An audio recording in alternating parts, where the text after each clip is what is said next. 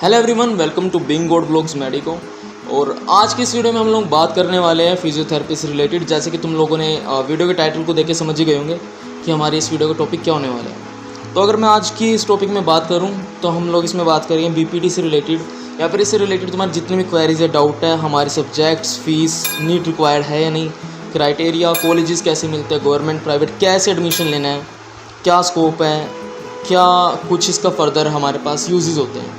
तो सारी चीज़ें हम लोग आज इस वीडियो में बात करेंगे। उससे पहले मैं तुम लोगों को अपने बारे में इंट्रोड्यूस कर दूँ। My name is Akshat Gaur and I am from Kaithal Haryana and now I am the student of physiotherapy and I am receiving my degree in physiotherapy from the MMU Solan, Himachal Pradesh. So let's continue our video.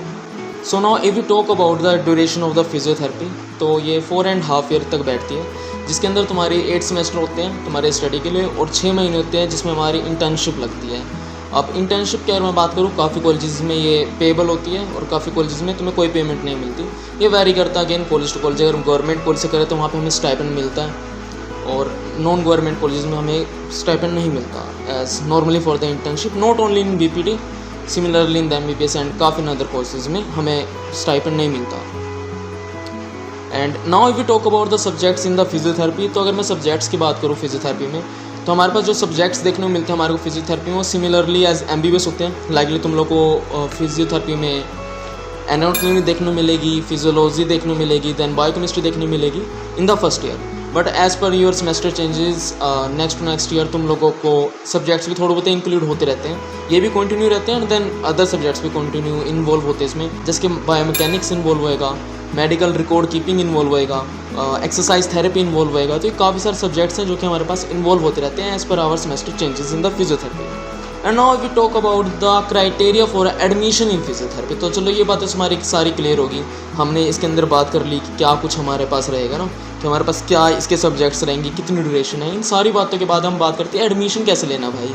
तो admission लेने का scene ऐसा है, अब तक जो 2025 तक था, अब तक जिन्होंने एडमिशन ले लिए, तो अब तक ये क्राइटेरिया था भाई कि डायरेक्टली एडमिशन्स मिल चुके थे कॉलेजेस में, आपको जस्ट PCB में 50% या फिर 60% का क्राइटेरिया था।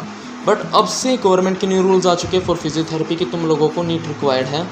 तो पहले बात तुम लोगों को बता दो कि नीट तो भैया क्वालिफाइड करना ही पड़ेगा फिजियोथेरेपी में एडमिशन लेने के लिए। तो आप लोगों को एटलीस्ट क्वालिफाइड चाहिए होता है। कोई मार्क्स का क्राइटेरिया वो कॉलेज टू कॉलेज फिर वेरी करेगा। गवर्नमेंट कॉलेज होंगे तो वो अपना मार्क्स का क्राइटेरिया सेट कर देंगे, प्राइवेट कॉलेजेस अपना नहीं करेंगे। तो ये सीन होता है इसके अंदर नीट के बारे में। और अगर इसके अलावा मैं बात करूँ उनकी क्राइटेरिया क्या है एडमिशन्स का, वो ये है, काफ़ी कॉलेजेस जैसे हो गया GMC नागपुर, या फिर आप महाराष्ट्र के कॉलेजेस को देखोगे तो वहाँ पे आपको डायरेक्टली एडमिशन भी मिल जाता है। बट वही है कि आप वहीं के डोमिसाइल होना चाहिए आपके पास वहीं का। डायरेक्ट एडमिशन ऐसे वो लोग खुद के एग्ज़ाम्स निकालते हैं, उस एग्ज़ाम्स के थ्रू आपको वहाँ पे एडमिशन मिल जाता है। बट यहाँ पे नॉर्थ इंडिया से जैसे मैं बिलोंग करता हूँ, तो यहाँ पे तो आपको डायरेक्टली एडमिशन नहीं मिलता। आपको या तो PCB में इतने मार्क्स वगैरह होने चाहिए या फिर उसके थ्रू होना चाहिए, नीट के थ्रू आपका एडमिशन होगा।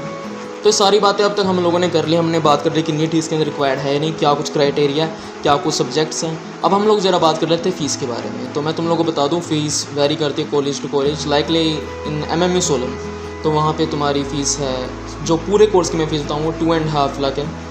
ये पड़ती है आपको इन द प्राइवेट कॉलेज, और अदर कॉलेज में भी आपकी थोड़ी बहुत ही रेंज कर सकती है। कहीं पे आपको 4 लाख मिलेगी, कहीं पे 5 लाख मिलेगी पूरे कोर्स की। वहीं पे अगर से मैनुअली डिवाइड करें तो ये आपको कहीं पे 50,000 मिल जाती है, कहीं पे 60,000। तो ये भी हमारी वेरी करती रहती है फिजियोथेरेपी कोर्स की फ़ीस। गवर्नमेंट में काफ़ी कम होती है, 5,000 10,000, इसका भी ऐसे चेंज होती रहती है कॉलेज पर college. So now if you talk about the scope of physiotherapy, तो मैं तुम लोगों को बता दूँ फिजियोथेरेपी का जितना स्कोप है वो काफ़ी ज़्यादा ब्रॉड है एज़ कम्पेयर टू मैं पैरामेडिक्स की अगर मैं बात करूँ तो उसमें तुम लोगों को प्राइवेट प्रैक्टिस करने को नहीं मिलती। लाइकली तुम लोगों ने कोर्स करा तो आपको हॉस्पिटल ही ज्वाइन करना पड़ेगा।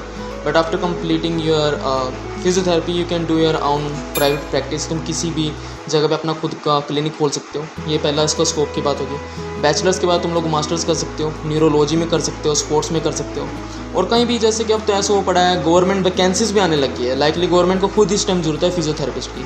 जितने मतलब टूर्नामेंट्स होते हैं गवर्नमेंट से रिलेटेड हो गया, फिर काफ़ी चीज़ों में, पुलिस में, आर्मी में, उनके अंदर भी फिजियोथेरेपिस्ट की ज़रूरत है। तो फिजियोथेरेपी का स्कोप काफ़ी ब्रॉड है and as per the year ये बढ़ता ही जा रहा है इस टाइम काफ़ी इंडिया के अंदर।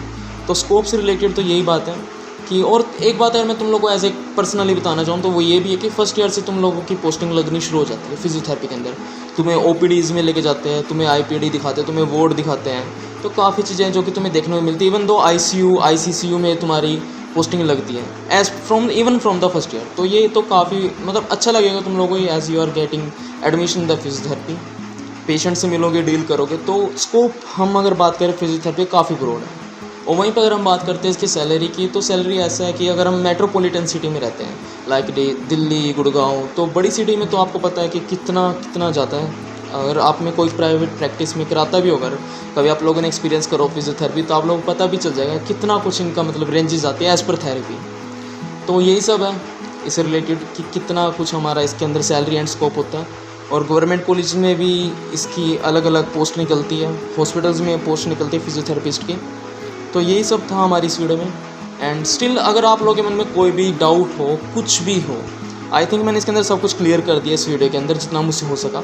Still if you have any doubt regarding physiotherapy और anything else, you can do comment में आप लोग मुझसे पूछ सकते हो। और इसके अलावा इंस्टाग्राम पे भी अगर आप मेरे को चाहो तो DM कर सकते हो। मैंने अपना यूज़र नेम कमेंट में डाल दिया है, तो आप वहाँ पे भी आके मेरे से बातचीत कर सकते हो और कहीं पे भी आपको प्रेफरेबली सही लगे। So thank you so much for watching this video. इस चैनल को सब्सक्राइब कर देना ताकि आपको फर्दर वीडियोज़ या फिर अपडेट मिलते रहें फिजियोथेरेपी या फिर अनदर मेडिकल टर्म से related. Thank you so much for watching being god vlogs medico.